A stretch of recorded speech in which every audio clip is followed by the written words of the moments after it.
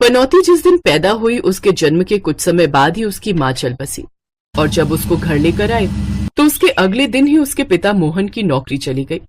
तब से मोहन अपनी बेटी को मनहूस मानने लगा। यह लड़की हमारे लिए पनौती बनकर आई है। जब से आई है कुछ न कुछ नुकसान ही हो रहा है।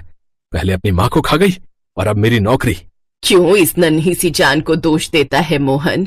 इसमें इस बेचारी का क्या कसूर? ये सब तो कर्मों का फल होता है जो हमें भोगना ही होता है। लेकिन मोहन जैसे ये सब मानने को तैयार ही नहीं था। मोहन के साथ बाकी लोग भी उसे मनहूस ही मानते थे। ऐसे ही समय बीता। अब धीरे धीरे पनौती बड़ी हो गई। फिर एक रोज, अम्मा मुझे भी शादी में जाना है। मेरी बच्ची, मैं तुझे कैसे शादी में ले जाऊं? और अगर वहां कुछ गलत हो गया तो फिर सब तुझे ही कुछ गलत बोलेंगे। तो दादी, अगर मैं पैदा नहीं होती तो क्या इस दुनिया में कुछ भी गलत नहीं होता क्या? मेरी बच्ची, ये सब मैं समझती हूँ, लेकिन मैं इस दुनिया को कैसे समझाऊं? अच्छा चल, तू भी मेरे साथ चल, जो होगा देखा जाएगा। रुमला पनौती को अपने साथ ले गई। पनौती दिखने में बेहद खूबसूरत थी और उम्र के 18वें साल में पहुंचते पहुंचते तो वो और भी खूबसूरत होती जा रही थी। शाम को वो रुमला के साथ शादी में पहुंच गई।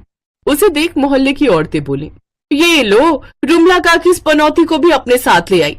अरे इसके यहाँ आने से कुछ गलत सलत हो गया तो? अरे क्यों तुम इस बेचारी के पीछे पड़ी रहती हो? इसके पैदा होते ही इसकी माँ मर गई तो इसमें इस बेचारी की क्या गलती? अब उसकी उम्र ही भगवान ने इतनी लिखी थी तो इसमें इसका क्या कसूर? वो ये कही रही थी कि तभी बिजली चली गई। लो, हो गया ना कांड। काकी, तुम्हें तो अपनी इस पोती की मनहूसियत नजर ही नहीं आती।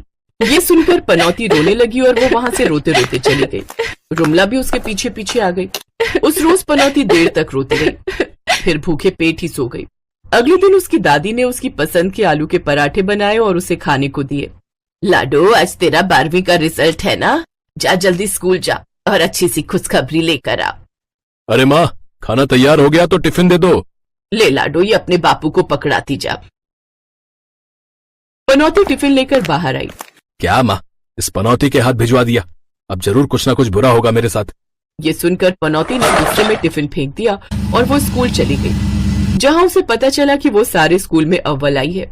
ये सुनकर उसकी दादी बहुत खुश हुई और उसने मंदिर में प्रसाद चढ़ाया। बस अब तेरे हाथ पीले हो जाए, फिर मैं मर भी जाऊं तो दुख नहीं। नहीं दादी, अगर वहां भी मेरी वजह से कुछ गलत हो गया तो इससे तो अच्छा होगा मैं आगे की पढ़ाई करूं। आप बापू को मना लो मेरे कॉलेज की पढ़ाई के लिए। रुमला ने मोहन से इस बारे में बात की। बड़ी मिन्नतों के बाद वो इसके लिए मान गया और उसने कॉलेज के एडमिशन के लिए उसे पैसे दे दिए। फिर पनौती ने कॉलेज में एडमिशन लिया, जहां क्लास में सबने उसका नाम पूछा तो वो सब उसका मजाक उड़ाने लगे। ये देख क्लास में पढ़ने वाले विकास को गुस्सा आ गया। चुप रहो, ये लड़की अभी नहीं है। भला कोई किसी का ऐसा मजाक उड़ाता है क्या? पनौती, तुम मेरे साथ आओ। विकास उसे अपने साथ बाहर ले गया। तुम बहुत सीधी हो। आजकल सीधे लोगों का जमाना नहीं है। मेरा नाम विकास है। अब से कोई तुम्हें तंग करे तो मुझे बताना। आज से हम दोस्त हैं। इस तरह वो अब दोस्त बन गए। तभी विकास को किसी का फोन आया, जिसे सुनकर वो खुशी से झूमने लगा। ये देख पनौती मुस्कुराने लगी। क्या हुआ, बड़े खुश लग रहे हैं आप? तुम जो कोई भी हो, मेरे लिए बड़ी लकी हो। तुम्हें पता है, तुमसे मिलते ही कितनी बड़ी खुशखबरी मिली है मुझे। मेरी माँ, जिनको 3 साल पहले लकवा मार गया था, आज वो बिल्कुल ठीक हो गई है। वो अपने पैरों पर खड़ी हो गई है। सच में? बधाई हो। Really, you are so lucky for me. ऐसा कैसे हो सकता है विकास? मेरे पैदा होते ही मेरी माँ मर गई। अस्पताल से घर आई तो पिता की नौकरी चली गई। जहाँ जाती हूँ कुछ न कुछ उल्टा हो ही जाता है, इसीलिए तो सब मुझे पनौती बोलते हैं। ये कहते ही उसकी आंखों में आंसू आ गए। अरे तुम तो रोने लगी। प्लीज चुप हो जाओ। कोई कुछ भी कहे, लेकिन मेरे लिए तो तुम सच में लकी हो, इसलिए मैं आपसे तुम्हें पन्नू कहकर बुलाऊंगा। ये सुनकर पनौती मुस्कुराने लगी।